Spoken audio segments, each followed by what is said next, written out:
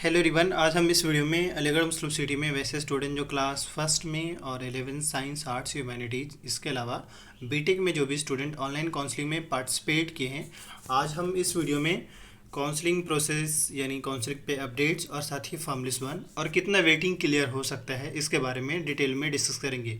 इसके लिए आपको गूगल पे जाना है और सर्च कर लेना है एएमयू एग्ज़ाम कंट्रोलर। और आपको पता ही है कि एएमयू में जो भी स्टूडेंट काउंसलिंग किए हैं डे बाय डे करके ज़्यादातर स्टूडेंट का डॉक्यूमेंट जो है वेरीफाई हो चुका है। अब रहा सवाल फॉर्म लिस्ट 1 को लेकर, उस फॉर्म लिस्ट 1 में ही आपको पता भी चल जाएगा कि आपके लिस्ट कब आएंगे।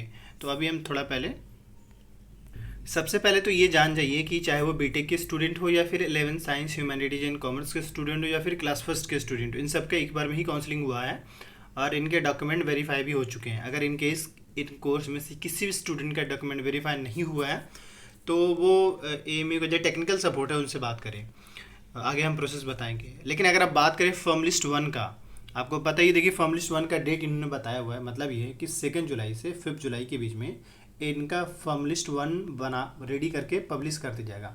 आप ऐसा मान लो कि या तो ऐसा होगा कि अभी तो आज 2 जुलाई से स्टार्ट हो चुका है, तो यानी कि 5 जुलाई तक आपके फॉर्म लिस्ट 1 आ जाएंगे, पब्लिश कर दिए जाएंगे। यानी 5 जुलाई तक आपके फॉर्म लिस्ट 1 आ जाएंगे।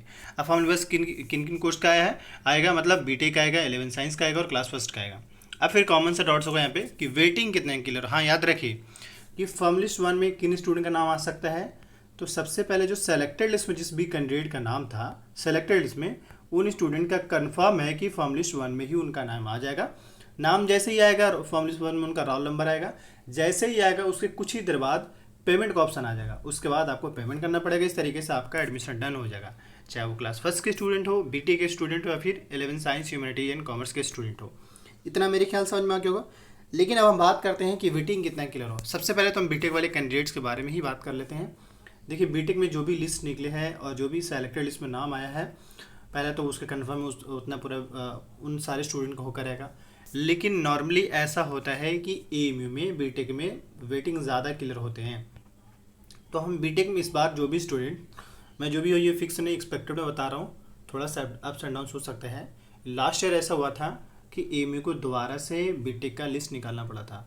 मतलब जो वेटिंग लिस्ट में नाम आए थे स्टूडेंट का, उनका पूरा वेटिंग क्लियर हो चुका था, फिर भी सीट्स वैकेंट रह गए थे। अगेन फिर से दोबारा लिस्ट निकाला था। उन स्टूडेंट का जिनका मार्क्स कम भी थे उसके भी नाम आ गए थे। इसका मतलब है कि एएमयू में बीटेक में एटलीस्ट 500 से 800 के आसपास या 1000 के आसपास वेटिंग क्लियर हो सकते हैं। तो अब ये लेकर चलिए, सिंपल सी बात है। हाँ, इसमें डिपेंड करेगा कैटेगरी। नॉर्मली जनरल कैटेगरी के स्टूडेंट होते हैं वो उनका वेटिंग कम क्लियर होता है, बट वही SC STs के कैंडिडेट हैं, OBC के कैंडिडेट हैं, उनके वेटिंग उससे ज़्यादा क्लियर होता है। जनरल का इसलिए होता है क्योंकि जनरल वाले स्टूडेंट को थोड़ा अवेयरनेस की वजह से, और अगर उनको पता चलता है तो नॉर्मली ले लेते हैं, तो ये भी एक वजह है। तो मैं बस यहाँ पे ये कहना चाहूँगा कि जनरल वाले जो स्टूडेंट है, या जनरल नहीं बल्कि बीटेक में जितने स्टूडेंट अप्लाई किया है, उनका वेटिंग क्लियर होने का जो एक्सपेक्टेड टाइम लाइन बताती है 500 से 800 या 1000 तक भी जा सकते हैं।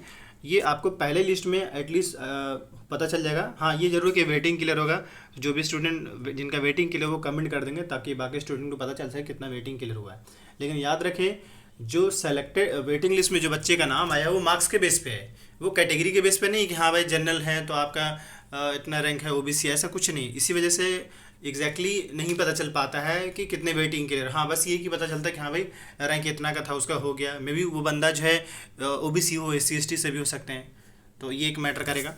तो बीटेक को लेकर मैंने बता दिया। अब आते हैं 11 साइंस वाले स्टूडेंट का। 11 साइंस में भी अगर हम बात करें, खासकर साइंस में, पहला तो साइंस में कुछ भी नहीं तो मानकर चले कि 500 से 600 के आसपास वेटिंग क्लियर हो सकते हैं, 500 के आसपास में। वही ह्यूमैनिटीज एंड कॉमर्स की बात करें तो इसमें 300 से 400 के आसपास वेटिंग क्लियर है। अब उसके आसपास में जो वेटिंग वाले स्टूडेंट है, एटलीस्ट ये मानकर चले कि राउंड फर्स्ट में ही जो है, यानी फॉर्म लिस्ट 1 में ही हो सकता है कि 100 से 150 वेटिंग क्लियर होंगे। बाकी जो सीट्स वैकेंट रहेंगे वो अगले लिस्ट में और उसको नेक्स्ट लिस्ट में। बट हाँ, ये भी मैं कह सकता हूँ जरूरी नहीं है कि 500 वेटिंग क्लियर हो जाए, क्योंकि अब जो स्टूडेंट है जिनका नाम आता है नॉर्मली एडमिशन ले लेते हैं। ऐसे केसेस में आप मैक्सिमम मानकर चल लो कि 500। हाँ, ये भी हो सकता है क्योंकि यहाँ पे सीट्स ज़्यादा, देखो जहाँ पे सीट्स ज़्यादा होंगे वहाँ पे वेटिंग क्लियर होने के चांसेस ज़्यादा रहते हैं, तो ये एक वजह हो सकता है। बीटेक में भी सीट्स काफ़ी हैं, इस वजह से वहाँ पे वेटिंग क्लियर होने के चांसेस ज़्यादा हैं। वेटिंग क्लियर होने के चांसेस का ज़्यादा का मतलब ये कि मान ली कोई स्टूडेंट ऐसा जिनको जो चॉइस वाला चाहिए वो ब्रांच नहीं मिल रहा हो, तो वो तो ऑफकोर्स चाहेगा कि भाई मुझे ढंग का ब्रांच मिले, और अगर नहीं मिलेगा तो चाहेगा मैं छोड़ दूँ। लेकिन ये भी है कि आपको पता ही है कि जो भी ब्रांच मिलता है आप आप अपग्रेड मतलब आपका अपग्रेड भी हो सकता है, ऐसा नहीं है। जैसे आपने जब काउंसिल किया था तो वहाँ पे अपग्रेड का ऑप्शन नहीं था, लेकिन अपग्रेड का ऑप्शन जो आएगा ब्रांच अपग्रेड करने का या कोर्स अपग्रेड करने का, वो आएगा आपका पेमेंट के बाद। वहाँ पे लिखा हुआ आता है कि पेमेंट जैसे ही करेंगे उसके बाद बोलता है कि video like to consider lower upper choice if you wish, तो उसमें आप यस कर देंगे तो हो सकता है कि आपके ब्रांच चेंज हुए, लेकिन आफ्टर पेमेंट, पहले नहीं। और वो भी मेरिट के बेस पे ही अपग्रेड होता है। इतना मेरे ख्याल समझ में आया। क्लास फर्स्ट में भी क्या ही वेटिंग क्लियर हो, उसमें ज़्यादातर बच्चे एडमिशन ले ही, लेकिन कुछ ही हो सकता है। तो वेटिंग को लेकर मैं इन शॉर्ट में आपको समझा दिया कि कितना क्लियर हो सकते हैं। बाकी अपडेटेड रहिए, जैसे जैसे अपडेट्स आएंगे इन्फॉर्म कर दी जाएगा। याद रखिए फॉर्म लिस्ट 1 जो है कब तक आ सकते हैं, 5 जुलाई तक, और आएगा तो 6 जुलाई से 8 जुलाई के बीच में आपको पेमेंट करना पड़ेगा। पेमेंट कितना करना पड़ सकता है? बीटेक वाले स्टूडेंट में फ़ी जो है उसका मैंने बता दिया है। 11th वाले स्टूडेंट का मैं बताना चाह रहा हूँ, साइंस के स्टूडेंट है, यानी साइंस में पीसीबी या पीसीएम फी स्ट्रक्चर दोनों का सेम है, तो हो सकता है 800 तक पे करना पड़ जाए। और कॉमर्स और ह्यूमैनिटीज़ के स्टूडेंट है उसका हो सकता है 5000, 800 नहीं, गलत बोल रहे हैं, 8000, और 5000 जो है वो ह्यूमैनिटीज़ एंड कॉमर्स के स्टूडेंट को पे करना पड़ सकता है। बाकी एक पेमेंट कितना करना होगा एग्जैक्ट वो हम आपको एक वीडियो के थ्रू बता देंगे। इससे रिलेटेड कोई भी इशू डाउट्स होता है, वीडियो अच्छा लगा तो लाइक कर दें, और कोई भी डाउट्स क्वेरी हो तो कमेंट कीजिए। Thank you.